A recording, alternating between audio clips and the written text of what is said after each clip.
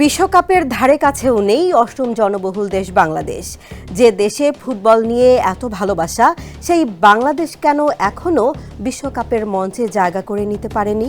কেন ছোট ছোট দেশ বিশ্বকাপে খেলছে অথচ কোটি মানুষের দেশ বাংলাদেশ এখনো দর্শক? বর্তমান বিশ্বের সবচেয়ে বড় ক্রীড়া আসর বিশ্বকাপ ফুটবল। এবারের আসরে ৪৮টি দেশ অংশ নিলেও সেখানে নেই বিশ্বের অন্যতম জনবহুল দেশ বাংলাদেশ। অথচ ফুটবল নিয়ে বাংলাদেশের আবেগ অনেক দেশের তুলনায় কোনো অংশে কম নয়। বিশ্বকাপ এলে পুরো দেশ ভাগ হয়ে যায় ব্রাজিল আর্জেন্টিনার সমর্থনে। তবে শুধু আবেগ দিয়ে বিশ্ব ফুটবলে জায়গা তৈরি করা যায় না। দরকার দীর্ঘমেয়াদী পরিকল্পনা, শক্তিশালী ক্লাব কাঠামো এবং প্রতিভা তৈরির সঠিক ব্যবস্থা। লোডশেডিং কিংবা ঘরের বাইরের তীব্র গরমে ওয়ালটন রিচার্জেবল ফ্যান থাকলে থাকবে শুধু বাতাস আর বাতাস।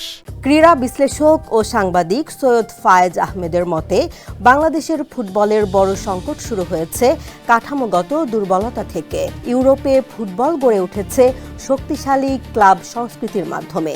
শিল্পায়নের পর শহুরে মানুষের পরিচয় ও সামাজিক বন্ধনের অংশ হয়ে ওঠে ফুটবল ক্লাব। কিন্তু বাংলাদেশে সেই ধরনের শক্তিশালী ক্লাব সংস্কৃতি গড়ে ওঠেনি।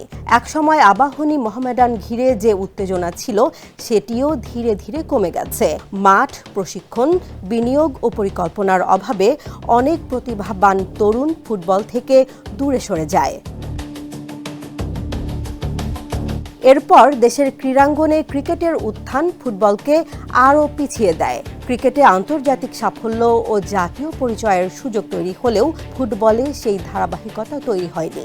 ফলে ফুটবল হয়ে পড়ে আবেগের বিষয়, কিন্তু পেশা হিসেবে অনেক তরুণের কাছে নিরাপদ পথ হয়ে উঠতে পারেনি। প্রশ্ন হচ্ছে, একজন প্রতিভাবান তরুণ কেন ফুটবলে ক্যারিয়ার গড়বে যদি তার সামনে না থাকে পর্যাপ্ত প্রশিক্ষণ, আয় ও ভবিষ্যতের নিশ্চয়তা? তবে বাংলাদেশের জন্য আসার জায়গাও আছে। দেশের নারী ফুটবলাররা সীমিত সুযোগের মধ্যেও আন্তর্জাতিক পর্যায়ে সাফল্য দেখিয়েছে।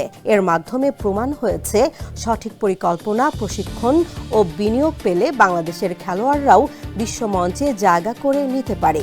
বিশ্বের অনেক দেশই পরিকল্পিতভাবে ফুটবল উন্নয়ন করে এগিয়েছে।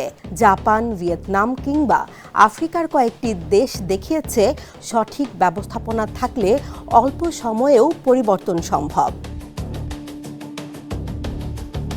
বিশেষজ্ঞদের মতে, বাংলাদেশের ফুটবলের ভবিষ্যৎ নির্ভর করছে শুধু আবেগের ওপর নয়, বরং একটি শক্তিশালী ফুটবল কাঠামো তৈরির ওপর। প্রতিভা খুঁজে বের করা, বয়সভিত্তিক দল গঠন, আধুনিক প্রশিক্ষণ এবং দীর্ঘমেয়াদী বিনিয়োগ, এসব নিশ্চিত করা গেলে একদিন ব্রাজিল আর্জেন্টিনার পতাকার পাশাপাশি বিশ্বকাপে উঠতে পারে বাংলাদেশের লাল সবুজ পতাকাও।